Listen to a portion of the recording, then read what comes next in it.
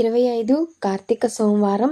ఈ కార్తీక మాసానికి ఇదే ఆఖరి వారం కాబట్టి మనం చేయాల్సిన పూజలు, వ్రతాలు ఇంకా ఏమైనా మిగిలుంటే ఆ రోజున చేసుకోవడం శ్రేష్టం.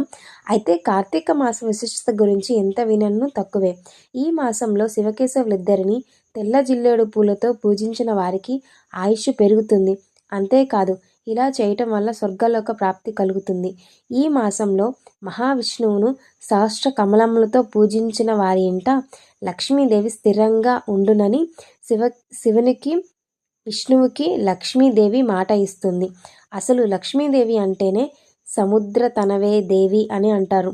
కనుక ఈ కార్తీక మాసంలో సముద్ర స్నానం చాలా మంచిది. ఇంకా ఉసిరి చెట్టును గుడికి లేదా బ్రాహ్మణునికి దానం ఇవ్వటం ద్వారా సకల పీడలు నశిస్తాయి.